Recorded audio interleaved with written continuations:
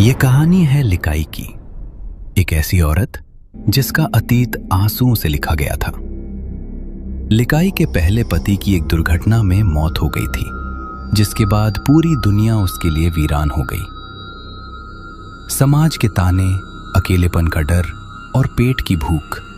लिकाई के पास खोने के लिए बहुत कुछ था, लेकिन जीने की सिर्फ एक ही वजह थी, उसकी नन्ही मुन्नी। मेरी गुड़िया, तू ही तो मेरी दुनिया है। जब तू हंसती है तो लगता है तेरे बाबा अभी भी यहीं कहीं हमारे पास है। देख मुन्नी, उस दूर गिरते झरने को देख। वो जितना ऊंचा है, तुझे भी उतना ही ऊंचा बनना है। और जितना शांत वो नीचे बहता है, तुझे भी उतना ही धैर्यवान रहना है। वादा कर, अपनी माँ का साथ कभी नहीं छोड़ेगी। लिकाई दिन भर खेतों में मजदूरी का काम करती थी। उसका शरीर टूटता था, लेकिन शाम को जब मुन्नी अपनी नन्ही उंगलियों से लिकाई का चेहरा छूती तो उसकी सारी थकान पानी की तरह बह जाती। लेकिन एक माँ की ममता एक आदमी की सनक के सामने हारने वाली थी। लिकाई ने अपनी बेटी को एक पिता का नाम देने के लिए दूसरी शादी तो कर ली, पर उसे क्या पता था कि उसने एक रक्षक नहीं, बल्कि अपनी ही बेटी के लिए एक कसाई को घर में बुला लिया है।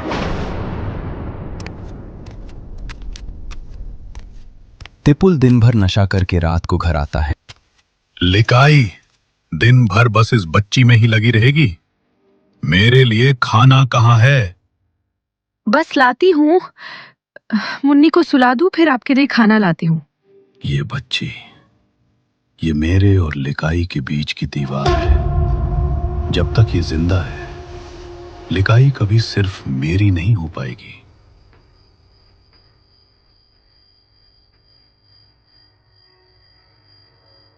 तिपुल अपने दो दोस्तों रोंगपी और संगमा के साथ बैठा है।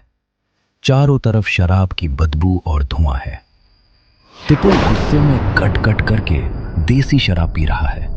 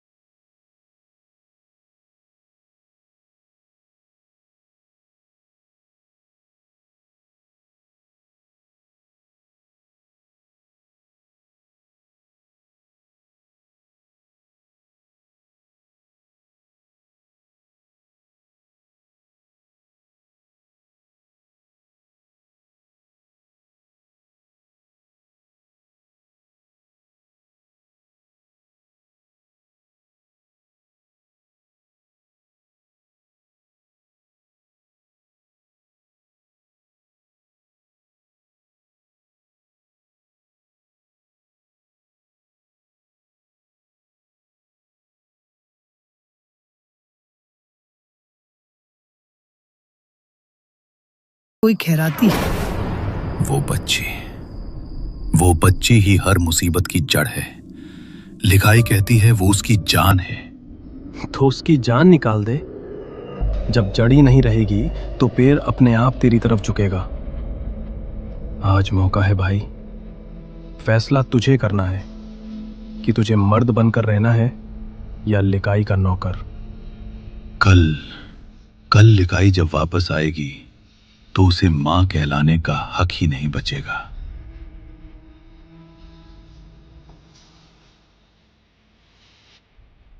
उस दिन काम का बोझ इतना था कि सूरज ढलने का पता ही नहीं चला। लिकाई के पैर थकान से भारी थे, लेकिन उसका दिल हल्का था। उसने सोचा था कि घर जाते ही मुन्नी को गले लगाएगी और उसकी हंसी सुनकर अपनी सारी थकान भूल जाएगी। लिकाई घर के अंदर कदम रखती है। घर में अजीब सी गंध है, मसालों की खुशबू, पर साथ ही कुछ जलने की कड़वाहट। तिपुल कोने में खड़ा है। उसके चेहरे पर एक अजीब डरावनी मुस्कान है।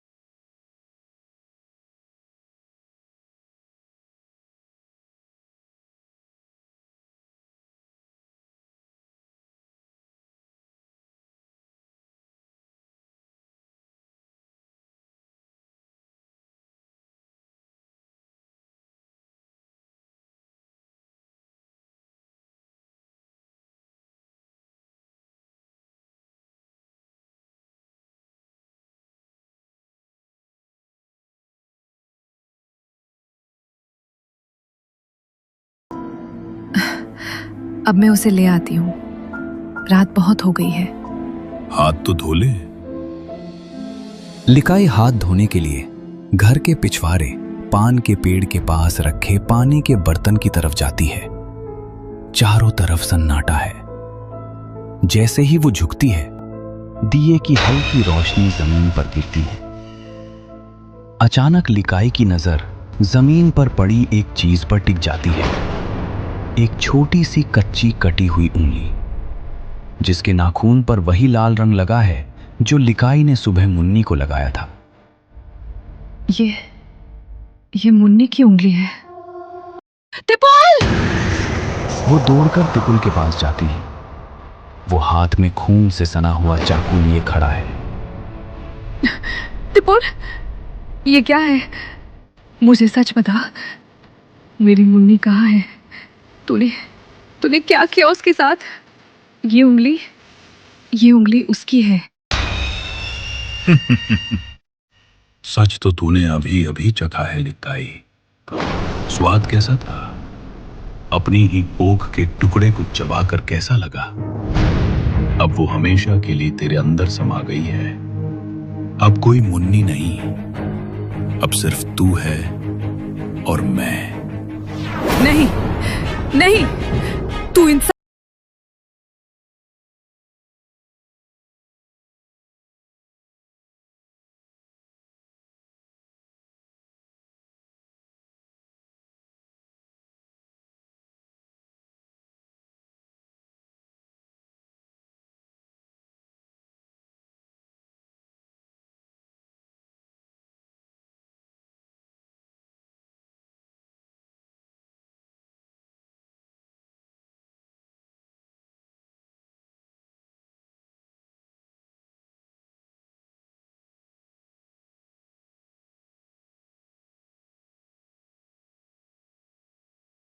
बच्ची, और ना रहेगा तेरा बहाना।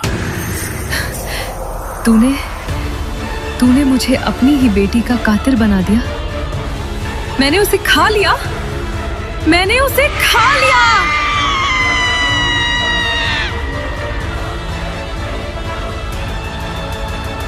लिकाई अब एक औरत नहीं रही थी, वो एक ऐसी रूह बन चुकी थी जिसका